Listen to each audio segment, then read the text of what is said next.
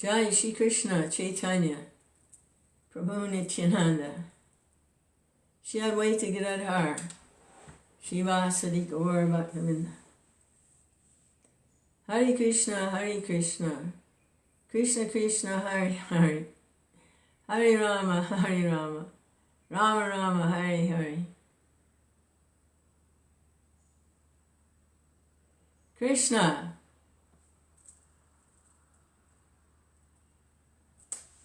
Krishna, Krishna. All right.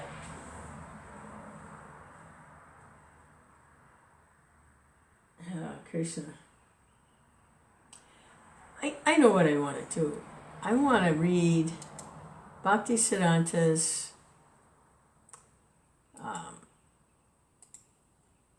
short essay called Radical Krishna Consciousness.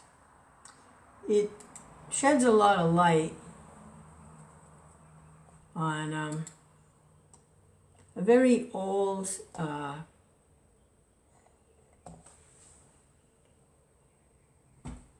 dynamic, as old as Krishna himself. The difference between Krishna and Vishnu. Vishnu is Krishna, but his function is a little different from Krishna's function. And if you look at Prabhupada's mantra, Nama Om Vishnu Padaya, Krishna Prastaya Bhutale. Nama Om Vishnu Padaya, taken shelter at the lotus feet of Lord Vishnu. Krishna Prastaya, and very dear to Lord Krishna.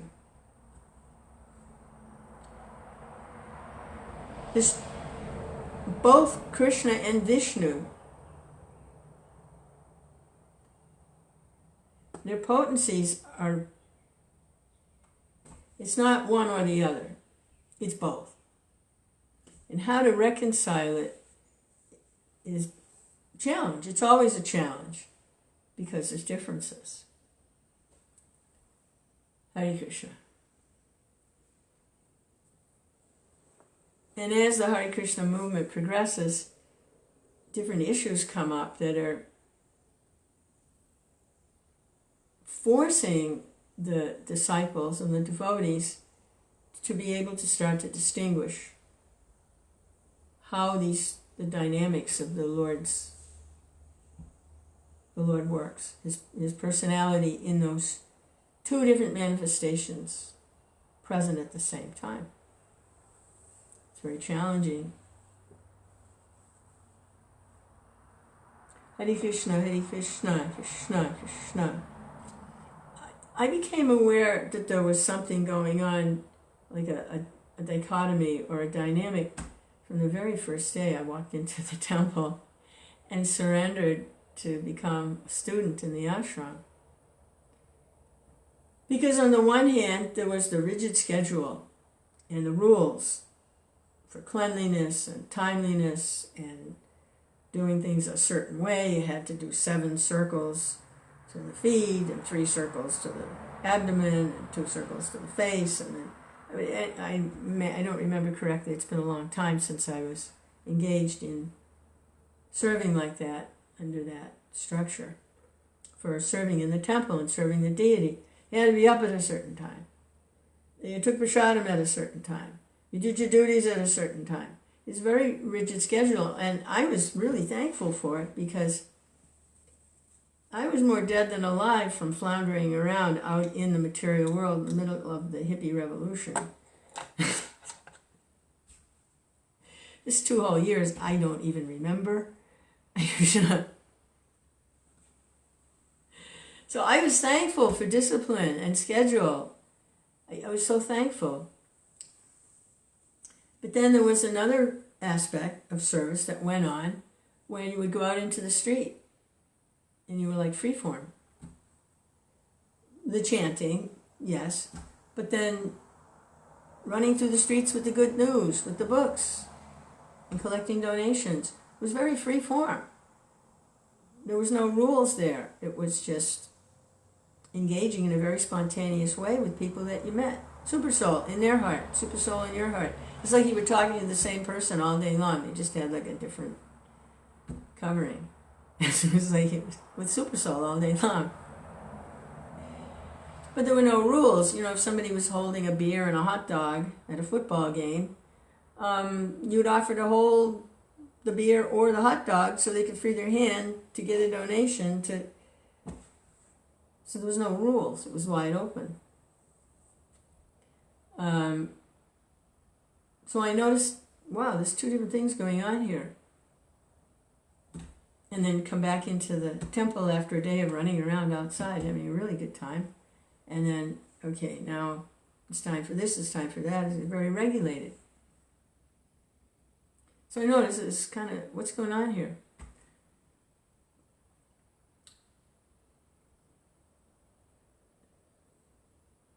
Krishna.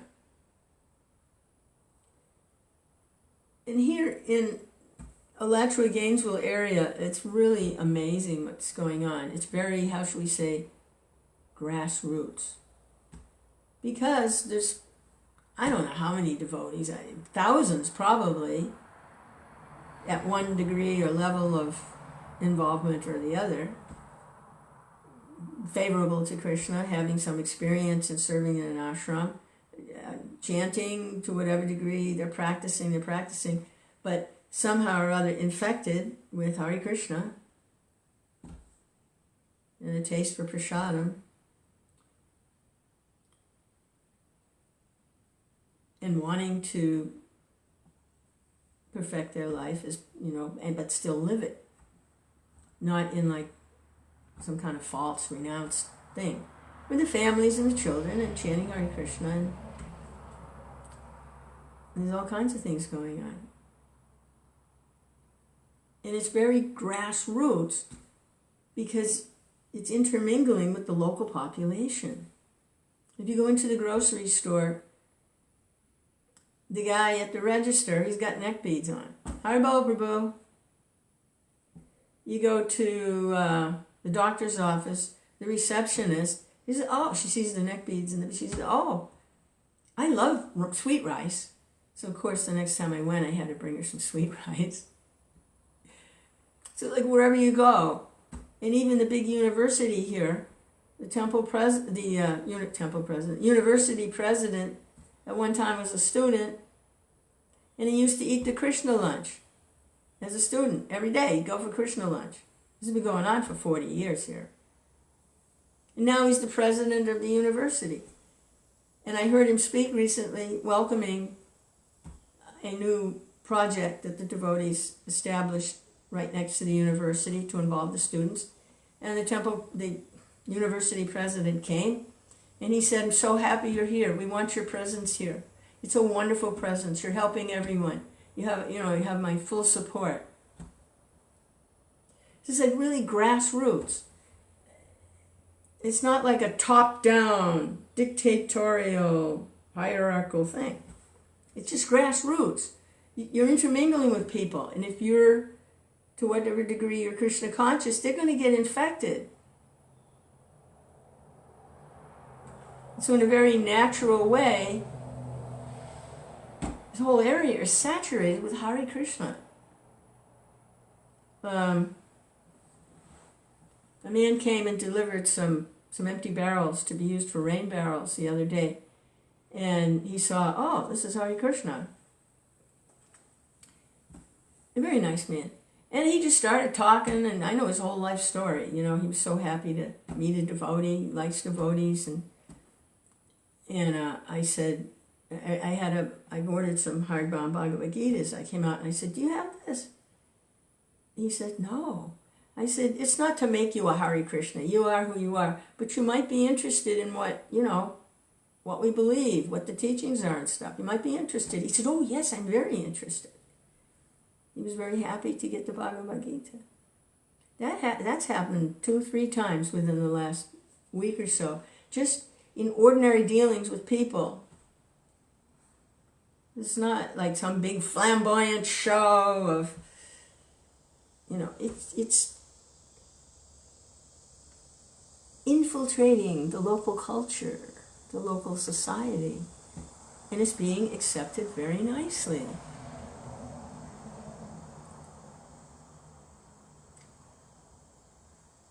So there's that part, this spontaneous, natural, in everyday dealings, there's some exchange going on, Hare Krishna. And people are becoming Krishna conscious just by that.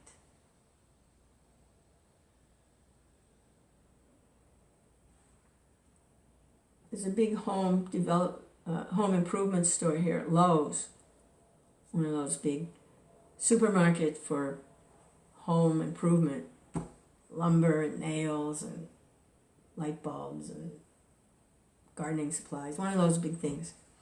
And there's a lot of devotees that work in there.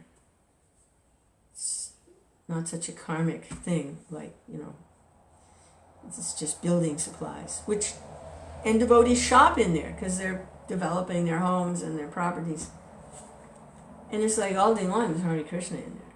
It's just, and the people that work there, just the regular community type people, I mean, they look like devotees. They're like glowing like light bulbs most of the time because they're interacting with devotees all day, either working with them. The head of the plumbing department, he's the head of the department, is also the devotee who does a lot of the fire sacrifices and pujas, and he wears the garlands from the little deities, Radha, Krishna, or Gaurnitai, or some of the little deities in the temple. He wears their little garlands on his ears while he's working. Everybody respects him very much.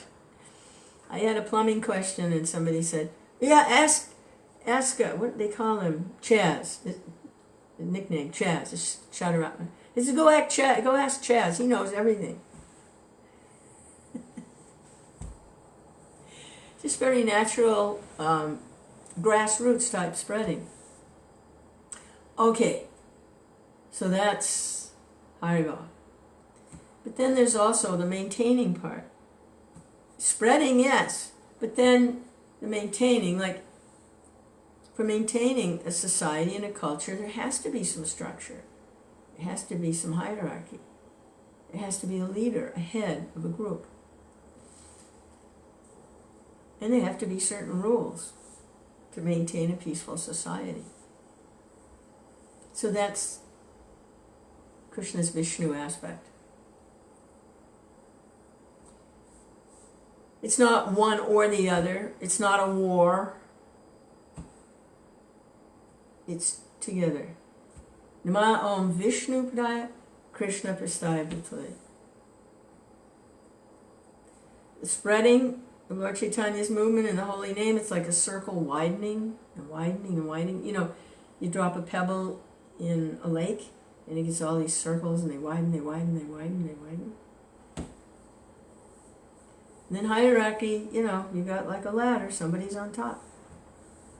According to qualification, in the material world, it's dog eat dog to get to the top.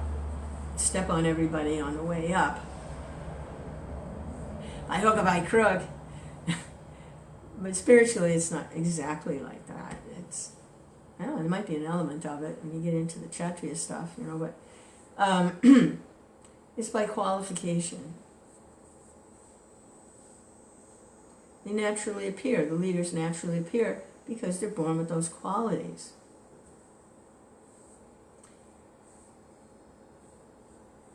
This is it's a very old, it's nothing new, it's very, very old, this dynamic.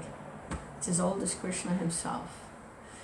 And it's starting to emerge now when these different issues come up, like, is guru designated by those at the top who can be a guru, or is guru a grassroots thing? What about women dikshas? Everybody more or less kind of says it's okay if she gives guidance, like a shiksha, but she can't be a diksha.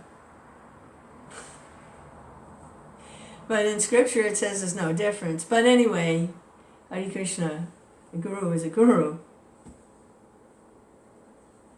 Hare Krishna, but there's some, because diksha aligns with the idea of this hierarchy, structure of society, apparently. Maybe. Anyway, these are the issues that are coming up. And it's going to come up in other things too. Who can do what? Is it decided and regulated top down? Well, some things will be. Some things will be. Like in the temple for serving the deities. The temple president is there, and the temple president makes final decisions on things. But again, it's by qualification. Qualities. It's interesting stuff, isn't it? Hare Krishna. Hare Krishna, Hare Krishna, Krishna, Krishna. Hare Hare, Hare Rama, Hare Rama, Rama Rama. Christiana, hey, thanks for stopping by. Madhu, hey, thanks for stopping by.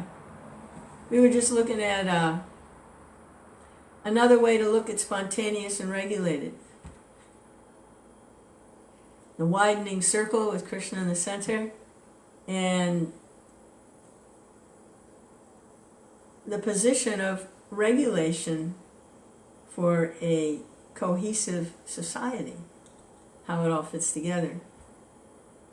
Nama Om Vishnu Padaya, Krishna Prastaya Bhutale.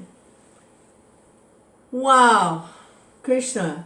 I watched a video debate last night about issues that touched on this, and it was really clear, because on one side was the top-down guy, and he just couldn't relate to the spontaneous guy with the widening circle, the grassroots. The top-down guy just, he couldn't see how it fit in, and there's kind of a division like that in the movement now, because India is very top-down. They've been worshiping demigods forever over there, and worshiping demigods means elevation to higher planets. It's kind of like a hierarchical effort. You're going to get to the higher planets. So they've been worshiping, so they're really attuned to like that. But that was Bhaktisiddhanta's big struggle, was to say no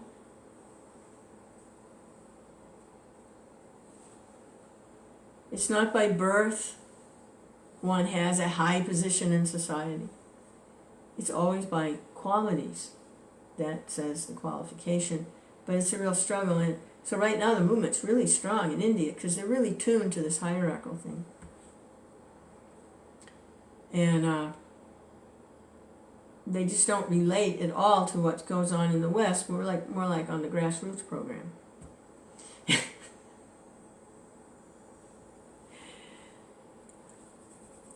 So it can't be too free-form because then it just gets too out there and you lose what's the goal of the whole thing. And it can't be too hierarchical because then you're like choking to death under like restrictions and you can't do this and you can't do that. And it's like, where'd the life go? So, but it's a very old struggle. It's not something new. It's just starting to emerge now, starting to become more relevant to the Krishna consciousness movement, how this works, because the movement's growing and it's running into these things. And so, Hare Krishna. Hare Krishna, Hare Krishna, Krishna Krishna, Hare Hare, Hare Rama, Hare Rama. It's not like one's right and one's wrong. It's not a war. It's, okay, how does it fit together?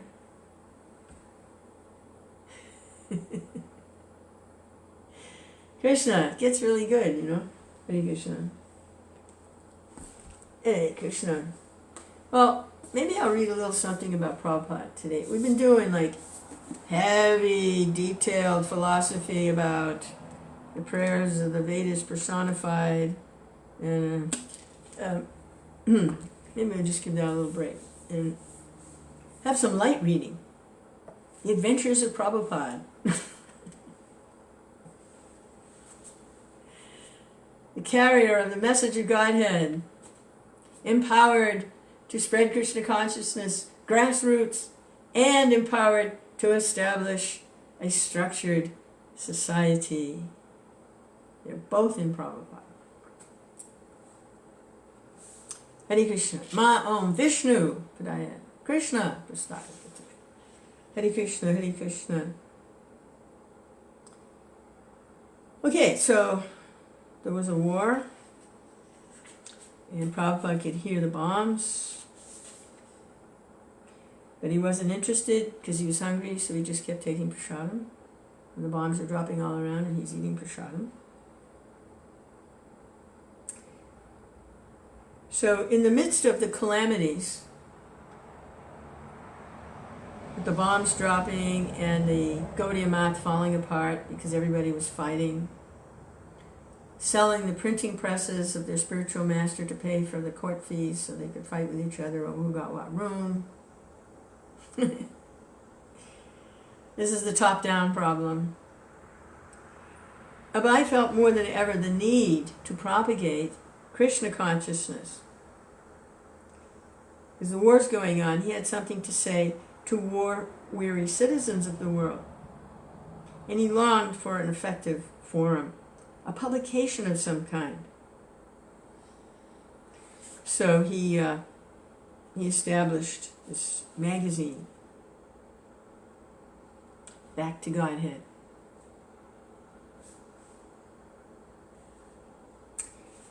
So he got it together, and then, but when he went to buy supplies, paper, he met with government restrictions. Because of the war and the subsequent paper shortage, they wanted to say that what he had written in terms of national needs.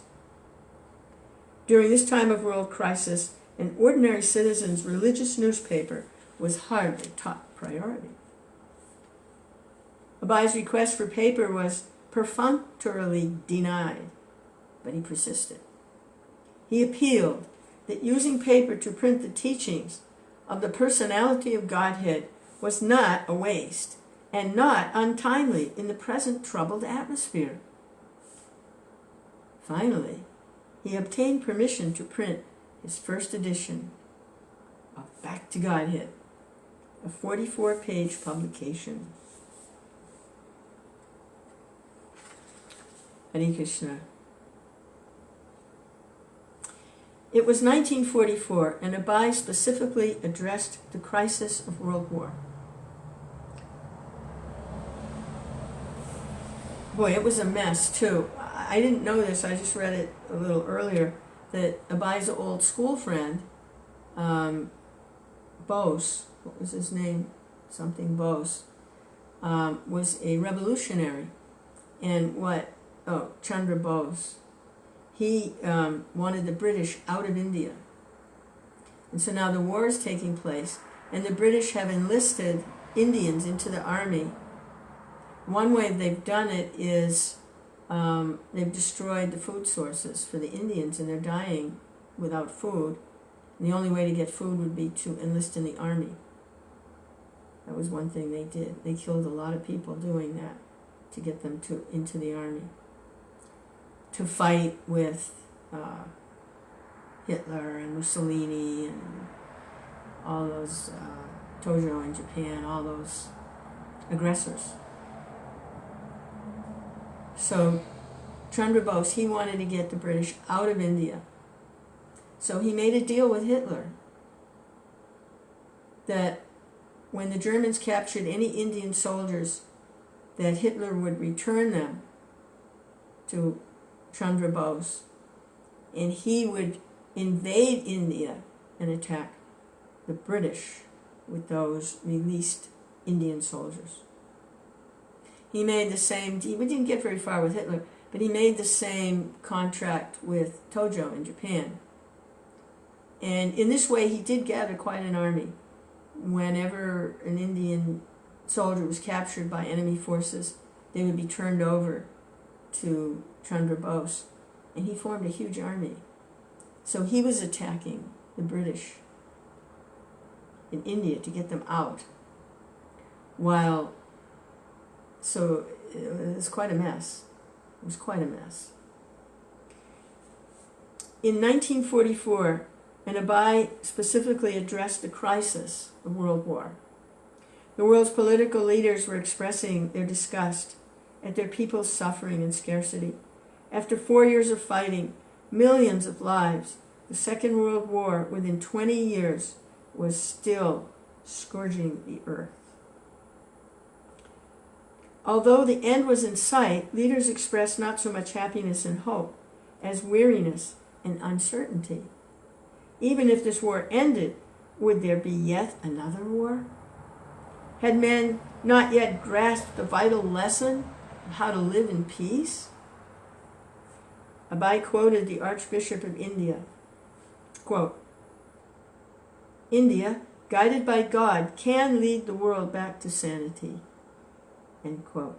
He quoted the President of the United States, quote, "A program, therefore, of moral rearmament for the world cannot fail to lessen the dangers of armed conflict. Such moral rearmament, to be most highly effective, must receive support on a worldwide basis." End quote. Who was the president then? Was it Eisenhower? No, FDR. Yeah. He mentioned former President Herbert Hoover, who had affirmed that the world needs to return to moral and spiritual ideals, and he quoted a resolution by the British House of Commons affirming that spiritual principles are the common heritage of all people and that men and nations urgently need to acknowledge the sovereignty of God. He quoted Wendell Willkie, who, after his return from Russia, had reported millions of Russians killed, wounded, or missing in the war, and millions more suffering from a winter of terrible scarcity and subjugation. So that was about 80 years ago. It's coming back. It doesn't go away. It's the material world. There's a period of creation and everything's like, wow, it's great, and then it maintains, and then, whoops, it deteriorates. And this was a deterioration phase, this World War. So we've been on a creation thing, the 50s, the 60s, the 70s, the 80s, the 90s, get ready. Get ready, because it comes back. It's the modes of material nature. It's unavoidable. Everything has a beginning, a middle, and an end in the material world. Situations, whatever. So this was 80 years ago. It's coming back. Hare Krishna. So it was pretty horrible. People have more or less forgotten. There's pictures and there's accounts. But people that were alive at that time, most of them have passed away because they, 80 or 90 years old, most of them are gone. Hare Krishna. Because they were adults at the time, if they were involved, so that would make them over 100, and there's not too many people over 100. Otherwise, they were just children and probably just have vague memories of whatever. What is true for the Russian people, Abai wrote, is also true for other people. And we Indians are feeling the same scarcity, the same want, the same disgust. He quoted Britain's Foreign Secretary Anthony Eden, who had been filled with lamentations and indignation at the miseries of war. London was destroyed. It was rubble. It was bombed into nothing. The same with Berlin and all the other major cities, Paris. And you know what happened in Japan? They experimented with atomic bombing. Hiroshima, Nagasaki, dust. So he quoted the Archbishop of Canterbury. In every quarter of earth men long to be delivered from the curse of war and to find in a world which has regained its peace, respite from the harshness and bitterness of the world they have known till now. But so often they want the kingdom of heaven without its king, the kingdom of God without God, and they cannot have it. Our resolve must be back to God. We make plans for the future, for peace amongst the nation, and for civil security at home. That's quite enough and right, and it would be wrong to neglect it. But all our plans will come to shipwreck on the rock of human selfishness unless we turn to God, back to Godhead. That is the chief need of England and every nation.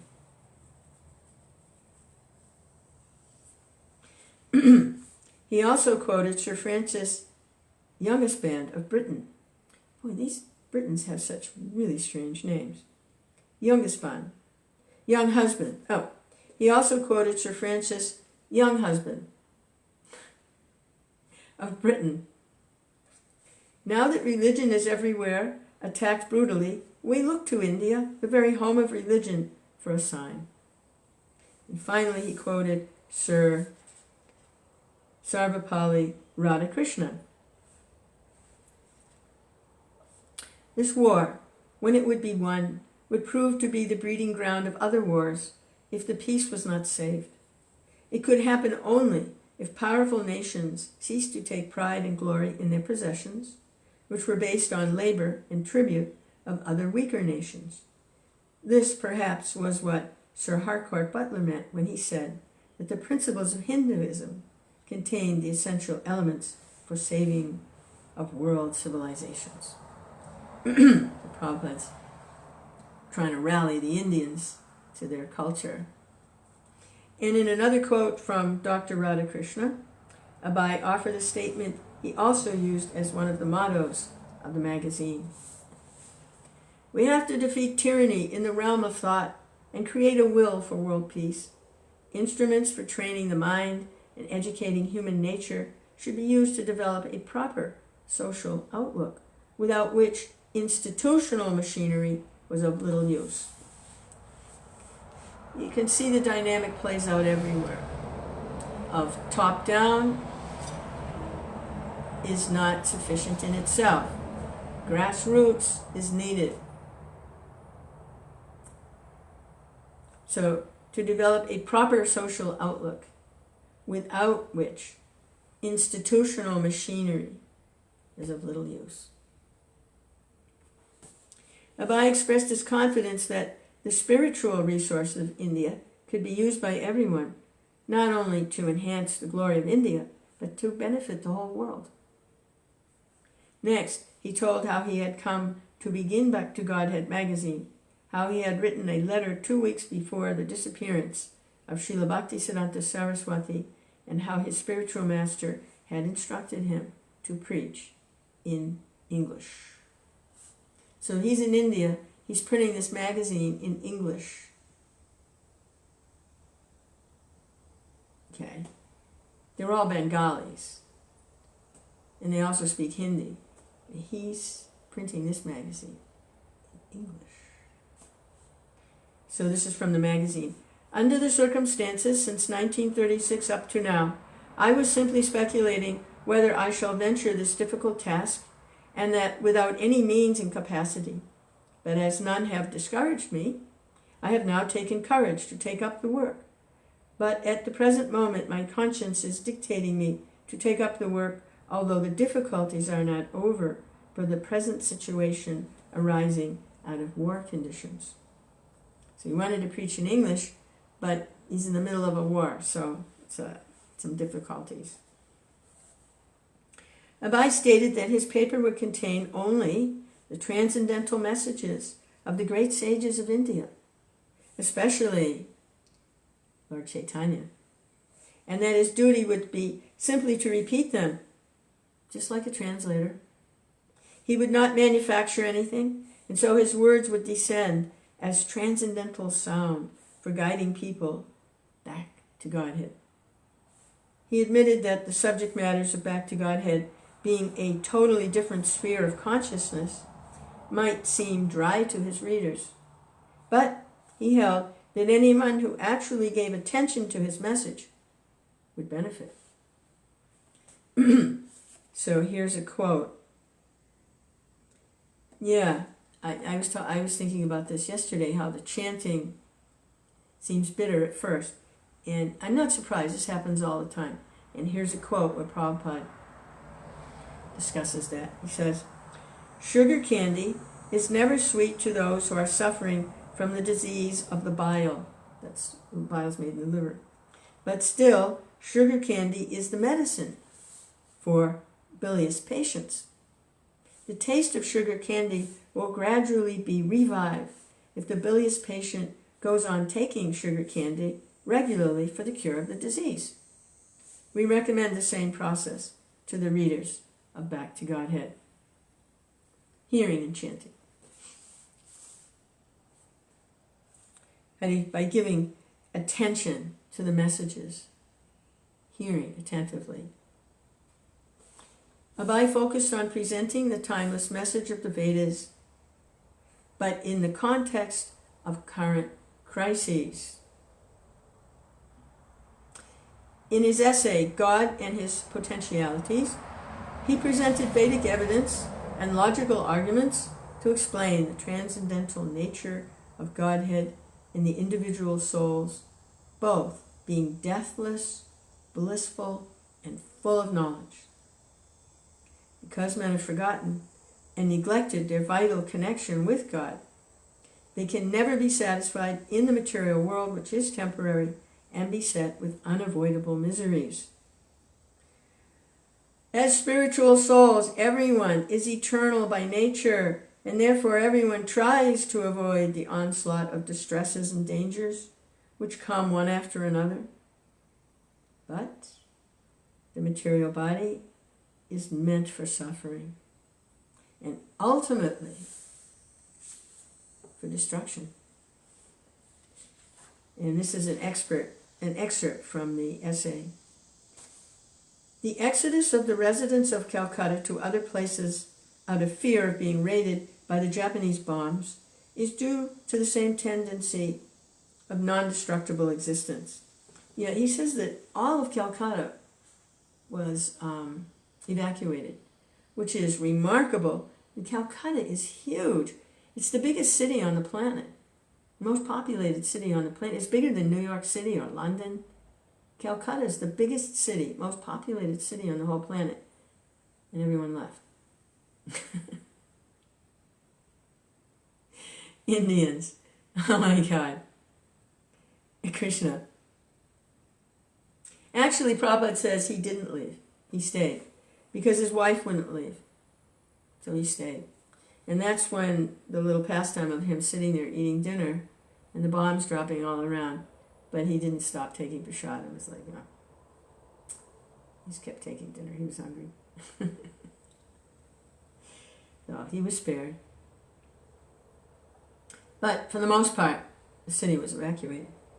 But those who are thus going away do not remember that even after going away from Calcutta, saved from the raids of the Japanese bombs, they are unable to protect their bodies as non-destructible in any part of the material universe, when the same bodies will be raided by the bombs of material nature in the form of threefold miseries.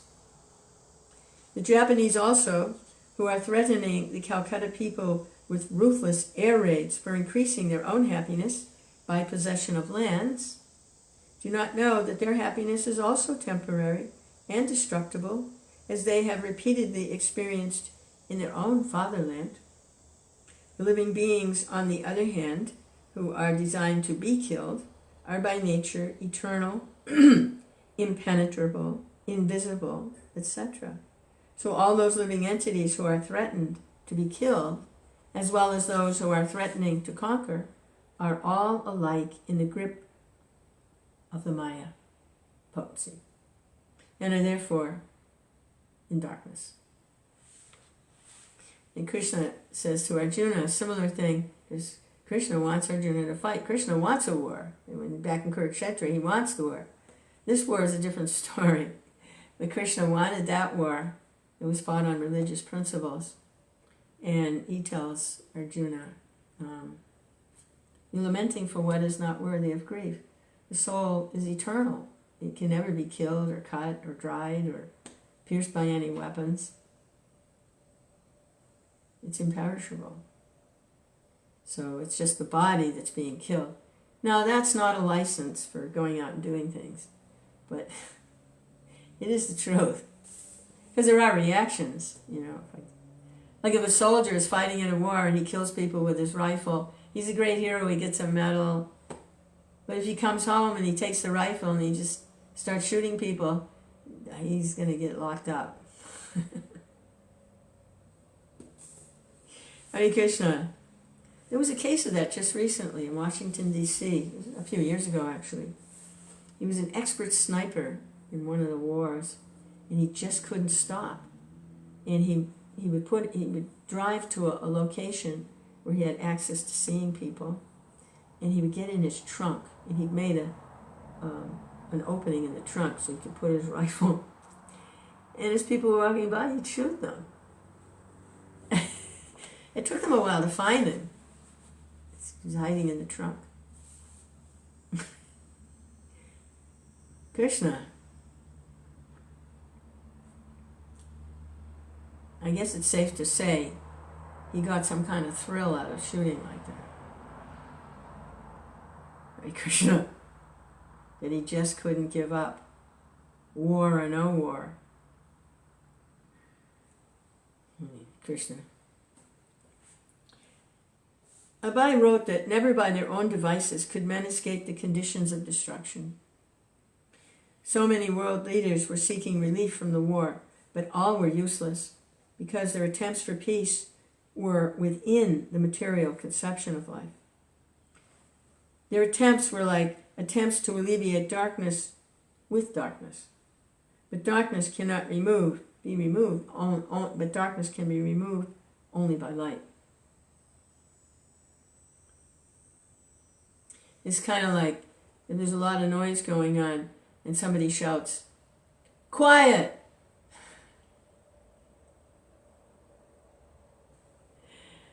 I always find that funny.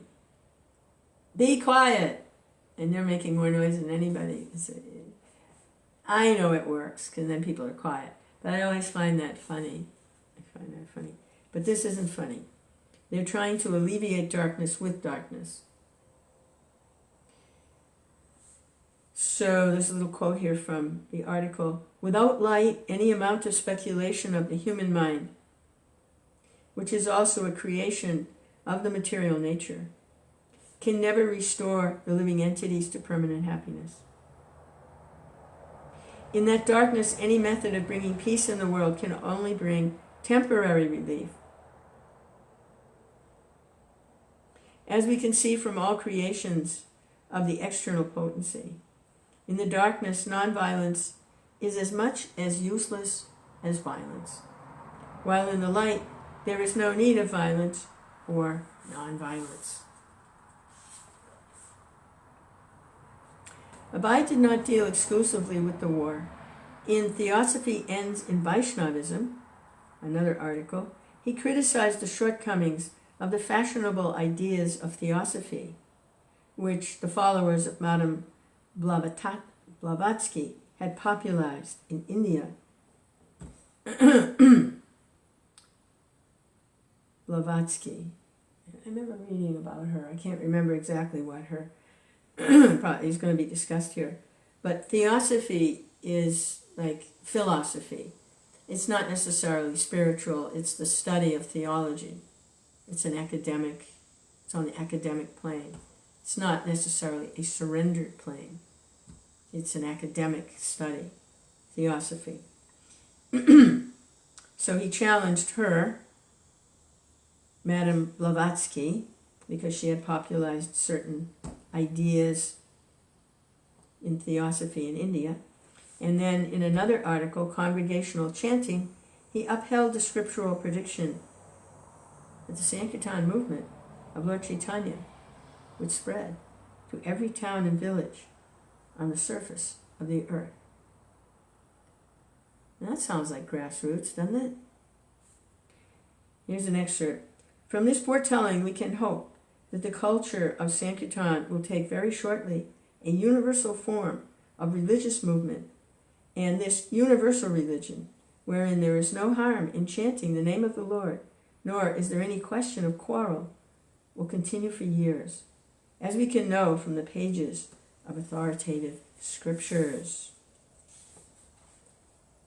So it's predicted in the scriptures that the Sankirtan will spread to every town and village. The central theme of Back to Godhead was clearly the order of Bhaktisiddhanta Saraswati.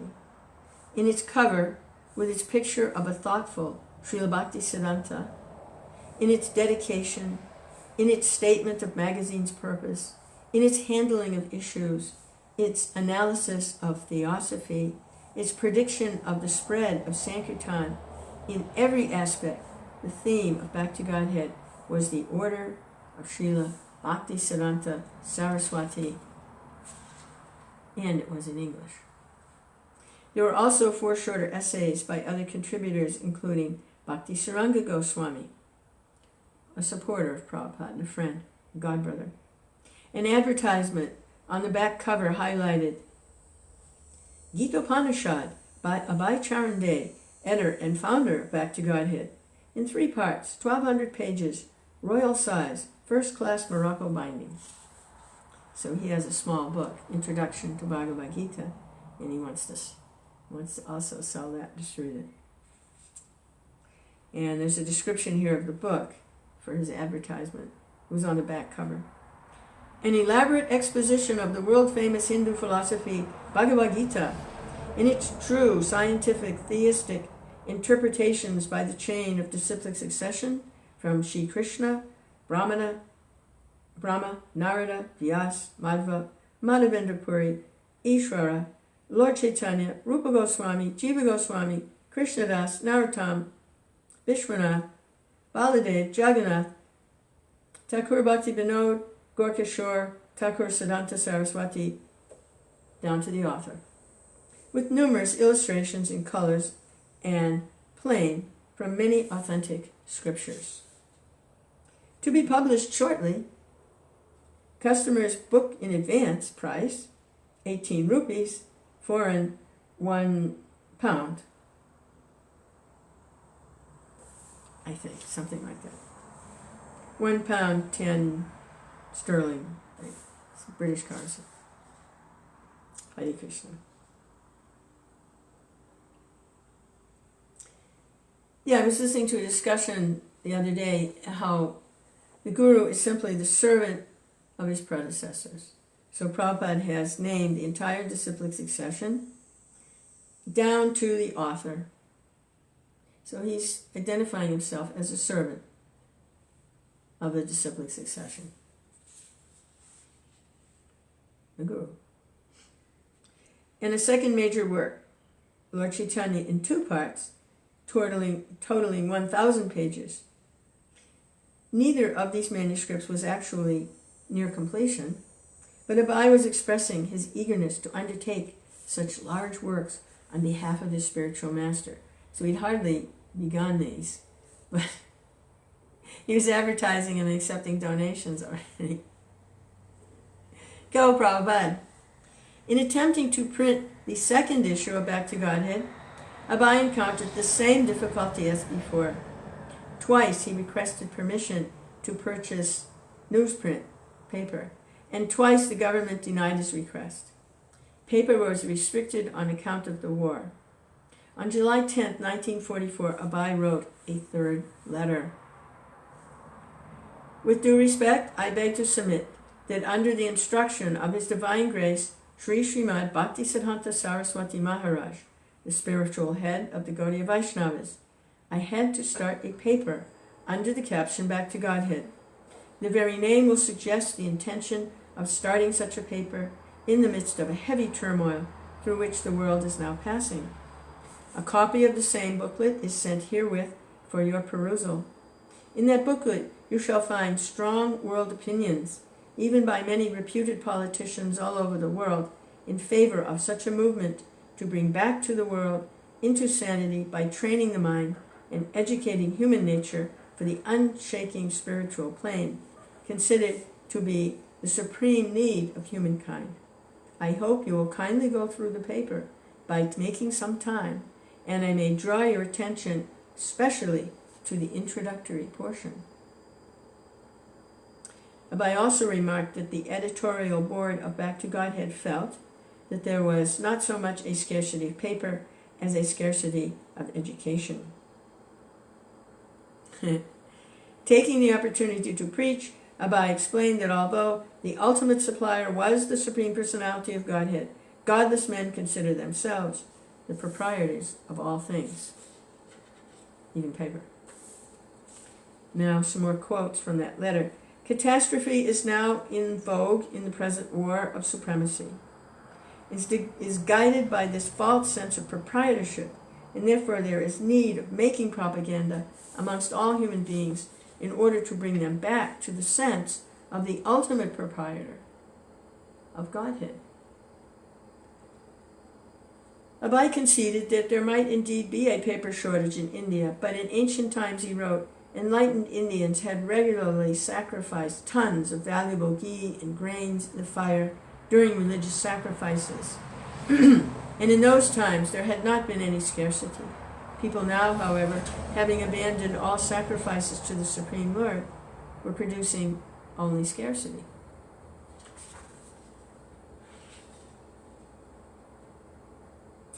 And another excerpt. Can we not therefore sacrifice a few reams of paper in the midst of many wastages for the same purpose in order to derive great benefit for the humankind? I request that the government should take up this particular case in the light of spiritualism, which is not within material calculation. Even in Great Britain, the government has immensely supported a similar movement called moral rearmament movement, without consideration of the scarcity of paper, which is more acute there than here. Let there be a page only, if not more, for the publication of Back to Godhead, for which we do not mind, but my earnest request is that the government should at least let there be a ventilation of the atmosphere, for which my paper Back to Godhead is meant. Clear the air. Kindly, therefore, give it a serious consideration.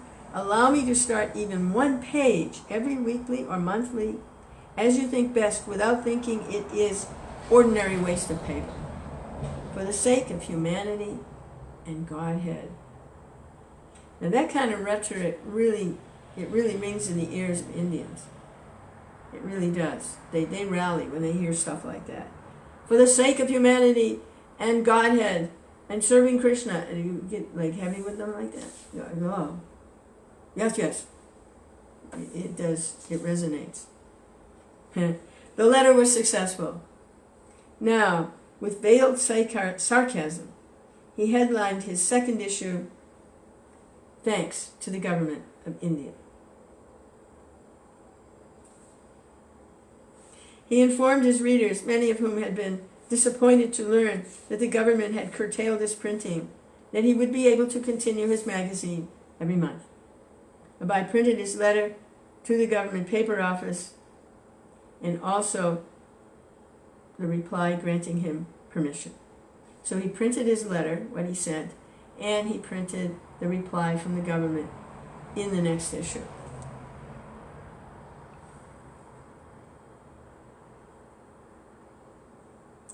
So we're going to hear about his next issue. Hare Krishna, Krishna Krishna, Hare Hare, Hare Rama, Rama Rama, Hare Hare.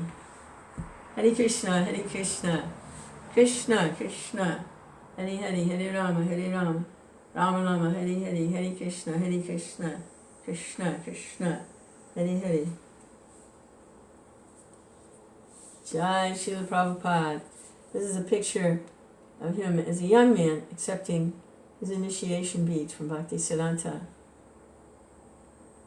Hare Krishna, Krishna Krishna. It's a painting. And I think there's some picture here of the first back to Godhead. Hare Krishna.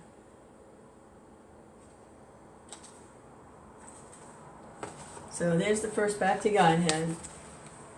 Down in the corner here. Everything's backwards because of the camera. But it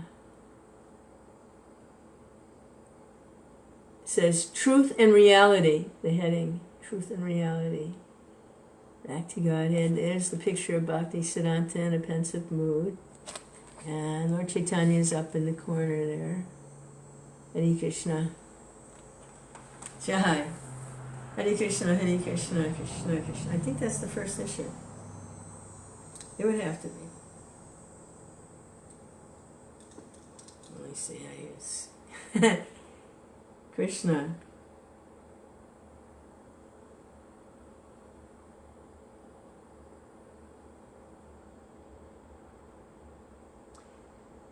It's not this isn't the first issue.